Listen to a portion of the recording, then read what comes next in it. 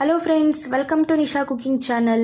ಇವತ್ತಿನ ವಿಡಿಯೋದಲ್ಲಿ ಭಾನುವಾರದ ಸ್ಪೆಷಲ್ ಆಗಿ ಮಟನ್ ಸಾಂಬಾರನ್ನ ಯಾವ ರೀತಿಯಾಗಿ ಮಾಡ್ಕೊಳ್ಳೋದು ಅಂತ ಹೇಳ್ಕೊಡ್ತಾ ಇದ್ದೀನಿ. ತುಂಬಾ ಟೇಸ್ಟಿಯಾಗಿರುತ್ತೆ ಈ ಸಾಂಬಾರು. ಹಾಗಿದ್ರೆ ಈ ವಿಡಿಯೋ ನೋಡೋದಕ್ಕೂ ಮುಂಚೆ ಇನ್ನೂ ನನ್ನ ಚಾನಲ್ನ ಯಾರು ಸಬ್ಸ್ಕ್ರೈಬ್ ಮಾಡ್ಕೊಳ್ಳದೆ ವಿಡಿಯೋನ ನೋಡ್ತಾ ಇದ್ದೀರಾ, ಪ್ಲೀಸ್ ಸಬ್ಸ್ಕ್ರೈಬ್ ಆಗಿ ಪಕ್ಕದಲ್ಲಿರೋ ಬೆಲ್ ಬಟನ್ನ ಕ್ಲಿಕ್ ಮಾಡಿಕೊಂಡು ಆಲ್ ಅನ್ನೋ ಆಪ್ಷನನ್ನು ಸೆಲೆಕ್ಟ್ ಮಾಡ್ಕೊಳ್ಳಿ. ಇವಾಗ ಮೊದಲು ನಾನು ಅರ್ಧ kg ಅಷ್ಟು ಮಟನನ್ನು ಚೆನ್ನಾಗಿ ತೊಳೆದ್ಬಿಟ್ಟು ಇಟ್ಕೊಂಡಿದ್ದೀನಿ.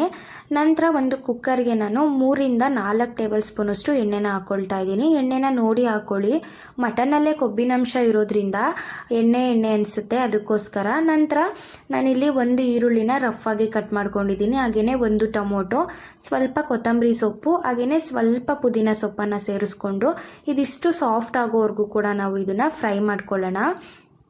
ಮಟನ್ ಸಾಂಬಾರಿಗೆ ಈ ರೀತಿಯಾಗಿ ಫ್ರೈ ಮಾಡಿ ಹಾಕೋದ್ರಿಂದ ಟೇಸ್ಟ್ ಚೆನ್ನಾಗಿ ಬರುತ್ತೆ, ಅದಕ್ಕೋಸ್ಕರ ನಾನು ಮಸಾಲೆನ ಫ್ರೈ ಮಾಡ್ಕೊಳ್ತಾ ಇದ್ದೀನಿ. ಇದು ಸಾಫ್ಟ್ ಆದರೆ ಸಾಕು, ನೋಡಿ ಈ ರೀತಿಯಾಗಿ ಸಾಫ್ಟ್ ಆಗಬೇಕು. ನಂತರ ಇವಾಗ ಇದನ್ನು ಒಂದು ಪ್ಲೇಟ್ನಲ್ಲಿ ಹಾಕಿ ಎತ್ತಿಟ್ಕೊಂಡ್ಮೇಲೆ ಇದನ್ನು ತಣ್ಣಗಾಗೋದಕ್ಕೆ ಬಿಡೋಣ.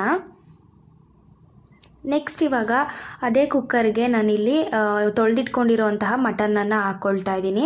ಮಟನ್ ಹಾಕಿದ ನಂತರ ರುಚಿಗೆ ಸಾಕಷ್ಟು ಉಪ್ಪನ್ನು ಹಾಕ್ಕೊಳ್ಳಿ, ಅಂದರೆ ಸಾಂಬಾರಿಗೆ ಎಷ್ಟು ಬೇಕು ಅಷ್ಟು ಉಪ್ಪನ್ನು ಸೇರಿಸ್ಕೊಳ್ಳಿ.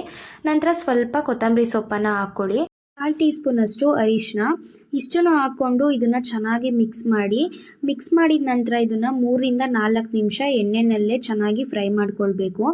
ಫ್ರೈ ಆಗ್ತಿದ್ದಾಗೇ ಇವಾಗ ಒಂದು ಪ್ಲೇಟನ್ನು ಮುಚ್ಚಿಬಿಟ್ಟು ಮಟನ್ನಲ್ಲಿರುವಂತಹ ನೀರಿನ ಅಂಶ ಎಲ್ಲ ಬಿಟ್ಕೊಳ್ಳೋವರೆಗೂ ಇದನ್ನು ಕುಕ್ ಮಾಡ್ಕೊಳ್ಳೋಣ. ಅಷ್ಟರಲ್ಲಿ ಇವಾಗ ಸಾಂಬಾರಿಗೆ ಒಂದು ಮಸಾಲೆನ ರೆಡಿ ಮಾಡ್ಕೊಳ್ಳೋಣ.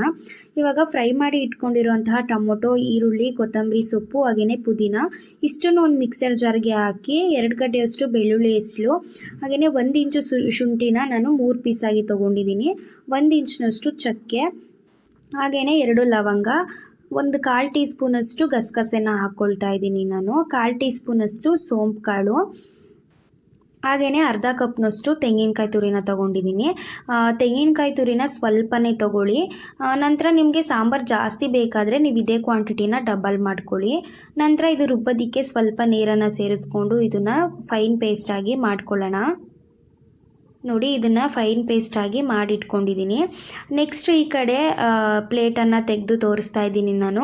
ಮಟನ್ನಲ್ಲಿರುವಂತಹ ನೀರಿನಂಶ ಎಲ್ಲ ಚೆನ್ನಾಗಿ ಬಿಟ್ಕೊಂಡಿದೆ. ಇವಾಗ ಪ್ಲೇಟ್ ಮುಚ್ತೇನೆ ನಾವು ಮಟನ್ನಲ್ಲಿರುವಂತಹ ನೀರಿನಂಶ ಎಲ್ಲ ಪೂರ್ತಿಯಾಗಿ ಡ್ರೈ ಆಗಬೇಕು, ಇಂಕೋಬೇಕು, ಇದು ಅಲ್ಲಿವರೆಗೂ ಕೂಡ ಇದನ್ನು ಬಿಡೋಣ. ನೋಡಿ ಇವಾಗ ಮಟನ್ನಲ್ಲಿರುವಂಥ ನೀರಿನಂಶ ಎಲ್ಲ ಪೂರ್ತಿಯಾಗಿ ಡ್ರೈ ಆಗಿದೆ. ಇವಾಗ ಇದಕ್ಕೆ ನಾನು 3 ಟೇಬಲ್ ಸ್ಪೂನಷ್ಟು ಧನಿಯಾ ಪೌಡರ್ನ ಹಾಕ್ಕೊಳ್ತಾ ಇದ್ದೀನಿ. ಹಾಗೆಯೇ ನೀವು ಖಾರನ ನೋಡಿಬಿಟ್ಟು ಅಚ್ಕಾರದ ಪುಡಿನ ಸೇರಿಸ್ಕೊಳ್ಳಿ. ನಾನಿಲ್ಲಿ 1.5 ಸ್ಪೂನಷ್ಟು ಖಾರದ ಪುಡಿನ ಹಾಕ್ಕೊಳ್ತಾ ಇದ್ದೀನಿ. ಈ ರೀತಿ ಡೈರೆಕ್ಟಾಗಿ ಸ್ಪೈಸಸ್ನ ಹಾಕೋದ್ರಿಂದ ಮಟನ್ನಿಗೆ ಉಪ್ಪು ಖಾರ ಎಲ್ಲ ಚೆನ್ನಾಗಿ ಹಿಡಿಯುತ್ತೆ, ಹಾಗೆಯೇ ಸಾಂಬಾರು ಕಲರ್ ಕೂಡ ನ್ಯಾಚುರಲ್ಲಾಗಿ ಚೆನ್ನಾಗಿ ಬರುತ್ತೆ, ಅದಕ್ಕೋಸ್ಕರ. ನೆಕ್ಸ್ಟು ಮಸಾಲೆನ ಸ್ಪೈಸಸ್ನ ಆ್ಯಡ್ ಮಾಡಿದ ನಂತರ 1 ನಿಮಿಷದವರೆಗೂ ಇದನ್ನು ಫ್ರೈ ಮಾಡಿಕೊಂಡ್ರೆ ಸಾಕು, ಜಾಸ್ತಿ ಏನು ಬೇಡ. ಇವಾಗ ಇದು ಫ್ರೈ ಆಗ್ತಿದ್ದಾಗೇ ಇವಾಗ ರುಬ್ಕೊಂಡಿರುವಂತಹ ಮಸಾಲೆನ ನಾನಿಲ್ಲಿ ಹಾಕ್ಕೊಳ್ತಾ ಇದ್ದೀನಿ. ಜಾರಿಗೆ ಸ್ವಲ್ಪ ನೀರನ್ನು ಸೇರಿಸ್ಕೊಂಡು ಪೂರ್ತಿಯಾಗಿ ಮಸಾಲೆನ ಹಾಕ್ಕೊಳ್ಳಿ. ನೆಕ್ಸ್ಟು ಮಸಾಲೆ ಹಾಕಿದ ನಂತರ ನೀಟಾಗಿ ಇದನ್ನು ಮಿಕ್ಸ್ ಮಾಡ್ಕೊಳ್ಳಿ. ಈ ರೀತಿ ಮಾಡಿದ್ರೆ ಸಾಂಬಾರು ಕಲರ್ ಅಂತೂ ನ್ಯಾಚುರಲ್ಲಾಗಿ ಬರುತ್ತೆ, ಅದಕ್ಕೋಸ್ಕರನೇ. ನೆಕ್ಸ್ಟ್ ಇದನ್ನು ಮಿಕ್ಸ್ ಮಾಡ್ಕೊಂಡಾದ್ಮೇಲೆ ನಾನು ಈ ಲೋಟದ ಅಳತೆನಲ್ಲಿ 2.5 ಲೋಟದಷ್ಟು ನೀರನ್ನು ಹಾಕ್ಕೊಳ್ತಾ ಇದ್ದೀನಿ. ನೋಡಿ ಈ ಲೋಟದಲ್ಲಿ ನಾನು 2.5 ಲೋಟದಷ್ಟು ನೀರನ್ನು ಹಾಕ್ಕೊಳ್ತಾ ಇದ್ದೀನಿ. ಮಟನ್ ಸಾಂಬಾರು ಯಾವಾಗಲೂ ಗಟ್ಟಿಯಾಗಿ ಇದ್ರೇ ಸಾಂಬಾರು ಚೆನ್ನಾಗಿರುತ್ತೆ. ನೀವು ಸಾಂಬಾರು ಕನ್ಸಿಸ್ಟೆನ್ಸಿನ ನೋಡಿ ನೀರನ್ನು ಸೇರಿಸ್ಕೊಳ್ಳಿ. ನಾನು ಈ ಕನ್ಸಿಸ್ಟೆನ್ಸಿಯಲ್ಲಿ ನೀರನ್ನು ಸೇರಿಸ್ಕೊಂಡಿದ್ದೀನಿ. ನಂತರ ಇವಾಗ ನೀಟಾಗಿ ಒಂದು ಸರ್ತಿ ಮಿಕ್ಸ್ ಮಾಡಿದ ಮೇಲೆ ಇವಾಗ ಕುಕ್ಕರ್ ಮುಚ್ಚಳನ ಕ್ಲೋಸ್ ಮಾಡಿ ಒಂದು 3 ವಿಷಲ್ ತೊಗೊತೀನಿ. ಬಲ್ತಿರೋ ಮಟನ್ ಆದರೆ ಒಂದು 5 ವಿಷಲ್ ತೊಗೊಳ್ಳಿ, ನಾರ್ಮಲ್ ಇದ್ದರೆ ಒಂದು 3 ವಿಷಲ್ ಸಾಕಾಗುತ್ತೆ. ಇದು ನಾನಿಲ್ಲಿ 3 ವಿಷಲ್ ಹಾಕಿಸ್ಕೊತೀನಿ. ನೋಡಿ ಇವಾಗ ವಿಷಲ್ ಆಗಿದೆ, ಏರ್ ಕೂಡ ರಿಲೀಸ್ ಆಗಿದೆ. ನೋಡಿ ಸಾಂಬಾರಂತೂ ಚೆನ್ನಾಗಿ ಆಗಿದೆ, ಮಟನ್ ಅಂತೂ ತುಂಬಾ ಚೆನ್ನಾಗಿ ಬೆಂದಿದೆ 3 ವಿಷಲಿಗೆ.